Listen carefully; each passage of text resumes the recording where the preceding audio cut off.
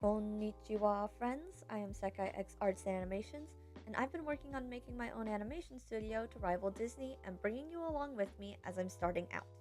During this journey, I've really been emphasizing that I want to tell deep, meaningful stories. So, in today's video, I'm going to talk about what makes something deep and emotional, how you write heart wrenching stories, how I'm doing it, and the formula I'm working with right now. So I keep saying throughout this series that I want to write emotional stories, but what does that mean? What is it that I'm saying I want to write? During this whole Let's All Dream Big Together series, I've been saying that I want to write stories whose main message or solution dives deeper than love and friendship solve every problem. I want to teach lessons that are harder and more realistic. Now, I don't mean how to do taxes kind of realistic, but things that are more applicable in a world that is much messier and more complicated than a fairy tale. Now, it is important to, while I'm thinking about all of this, still make my stories entertaining and interesting because people do actually need to watch them, of course. And honestly, I think these deeper, harder concepts are actually drawing more audiences in lately. To do this, I've been observing real life. How do people actually feel emotions? How do they react to joy and pain? And what are real emotional and moral problems that people actually face? And what are the best healthiest ways to work through these very real, very hard struggles. My main goal is to see how I can make people's lives better, because in my experience, people are more likely to go to a theater and watch a movie than pick up a self help book. Not to say that what I'm doing is meant to be a therapist, but if you really think about it, every single thing that you watch or read has a message, and that's what makes stories have a so called point. Every story needs to have something it wants to tell you, and that's not bad. So I want to help better people's lives by having my messages resonate with them and their struggles again on a deeper level, helping them understand parts of themselves, their lives, or their current situation, and maybe even help them make the best decision possible, if that makes any sense. For example, in Disney movies, especially Disney princess movies, by the end of the story, everything has worked out. Someone or something comes along and helps out the protagonist, and through love and friendship, everything is magically fixed forever. But in life, real life, things are almost never resolved so cleanly and all at once. And when we're going through hard times and our problems aren't magically fixed, we tend to wonder, is there something wrong with us? Now, I think we're all aware that our lives are not movies, but we consume so much entertainment media that we can't help but hear that whisper in the back of our minds. Why haven't things worked out yet? Love and friendship are supposed to come and save a day, but I can't see any echo of love or friendship coming to my rescue. And it can get us into this rut, wondering where we went wrong because movies fix everything so cleanly, often not going into the deeper psychological and emotional causes and effects, and also not taking the time to recognize that real conflict and doubt and other complex circumstances aren't fixed all at once, and the things most worth waiting for, like peace and contentment, require you to wait and grow. And that's where I come in, writing emotional stories that tell fully of characters' struggle over a period of time, how they really feel darkness that isn't confined to a single scene or song, because let's be honest, when we're in the valley, it feels much longer than the high points of life. How their darkness is so much deeper and more complicated than just feeling sad. It can be fear or loneliness or anger, all three of which are way more complex than just a singular emotion. Or not feeling good enough, or being sad despite nothing traumatic happening to you, or something traumatic happening and not knowing how to cope or understand, or trying not to become like the people who hurt you, but you're just so tired of trying, or not understanding why bad things happen to good people, or why good things happen to bad people, or a whole slew of other things that we, as real humans, can relate to, because we struggle like this, even when we can't give those struggles a formal name. And that, in itself, is also hard. I feel like when the media doesn't recognize these actual deeper struggles, it ends up doing a disservice to the strength of those who are working through these hardships that they probably don't fully understand yet. And of course, I don't leave my characters in this valley, but show how they actually pull themselves out or have others help pull them out. This is where I want to reach out. And I know I talk about this a lot, but this really is my passion, the crux of who I want to be. A light to the people in a really confusing darkness. Instead of them just scrolling media and going numb, I want to provide them with an outlet to help them, or at least let them know that they aren't alone. They're seen and these struggles they're having are real, but also that they aren't at the end. There is a light at the end of a tunnel, but you do have to walk to get there. So now that I've kind of explained what makes a story emotional, let's talk about how you can actually write that way.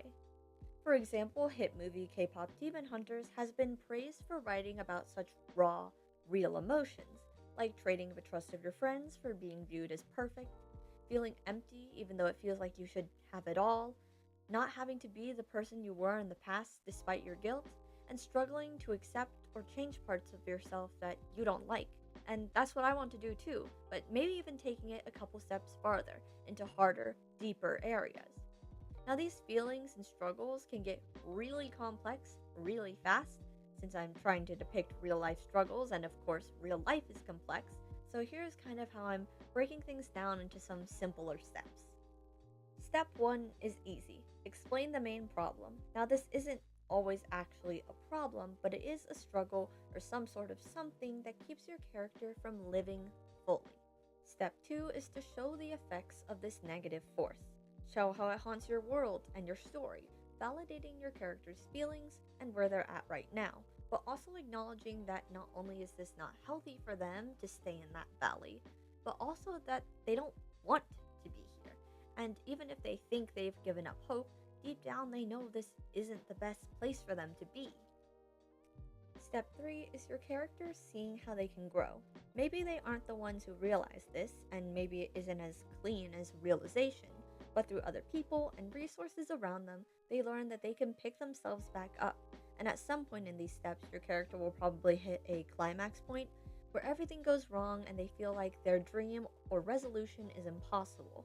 But at that darkest point and onwards, they figure out how to keep going on.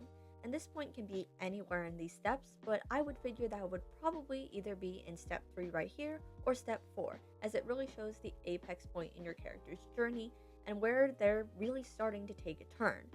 Depending on the story, this could be really dramatic, like a fight scene. In more emotion-driven stories, it could be an argument. It really depends on the story whether this will be more dramatic or more subtle. Step 4 is showing the effects of your character's growth. Now, everything probably won't be fixed overnight. In fact, it most likely won't be.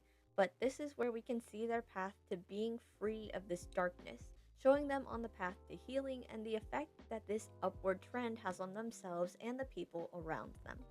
And finally, I want to show the full effects of their healing, how they've grown, and even though they still have low points, how they don't give up and are choosing to not give up in the future.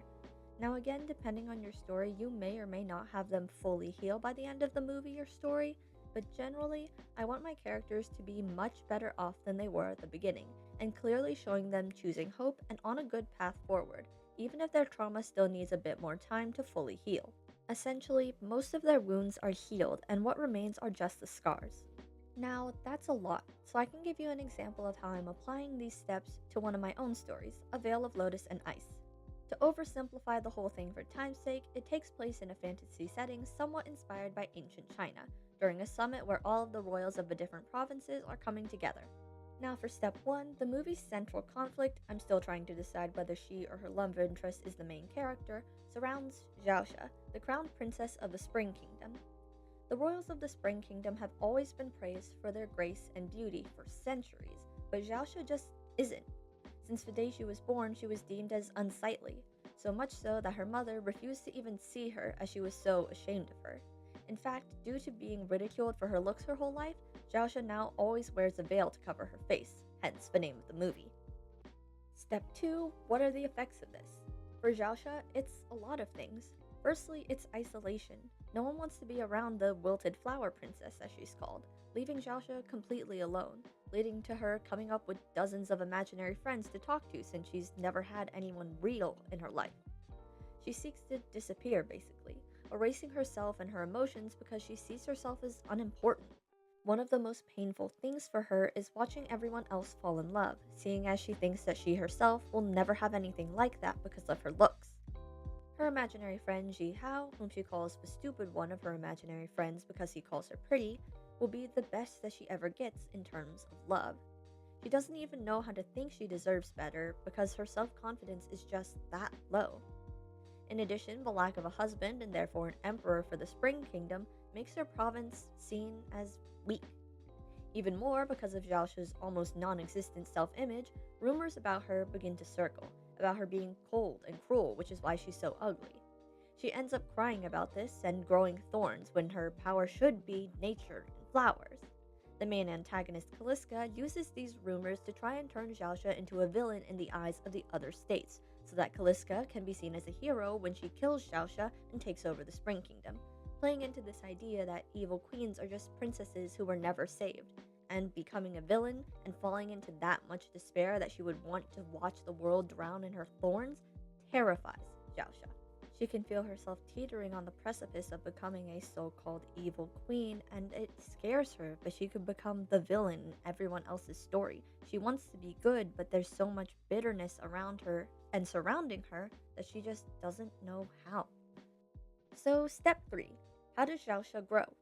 Going on a slight tangent, Zhaosha's love interest is a prince named Huangji Lingshou.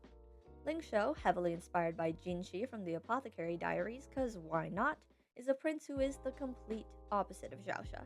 He's praised for being heavenly beautiful, charming, and overall beloved. It is believed that he was kissed by the stars at birth. During the beginning of the movie, Lingshou is in love with another princess, Yinlan, who is what he's always been expected and told to want. She's elegant and smart and beautiful, and Zhaosha, through circumstances I won't get into, ends up becoming close with Lingshou, contented at just being a good friend to him, even though she's in love with him. She feels that if she loves him as much as she says she does, she should want him to be as happy as he can be, even if that isn't with her. Zhaosha also thinks of herself as pretty basic, because of course everyone is in love with Lingshou. She's not that special or different. But I also want to emphasize that when she sees him, she sees his heart, his diligence, and his intellect all before she sees his beauty.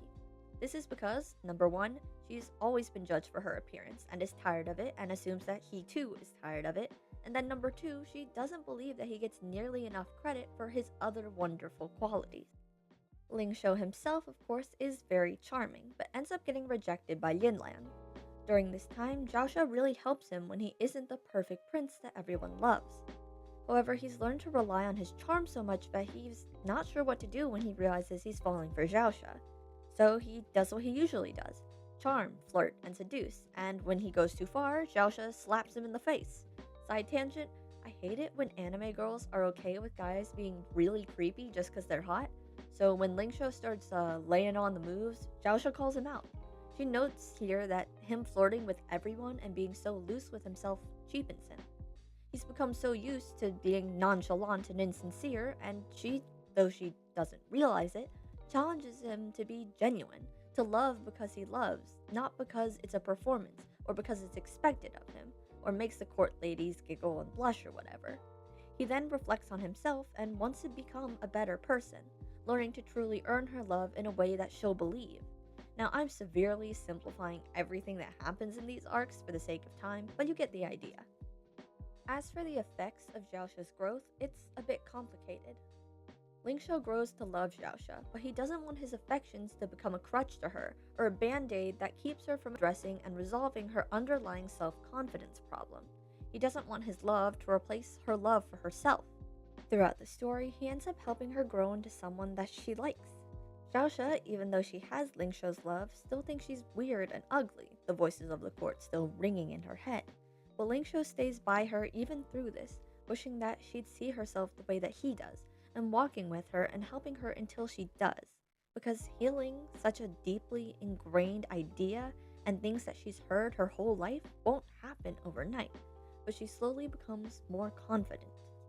Another result of this is that Zhaosha is able to befriend another princess, Jihua, a princess praised for her beauty. In this fantasy-inspired version of China, Jihua is considered beautiful because she was born albino, and as such she's been encouraged to be emotionless as it adds to her appeal and mystery.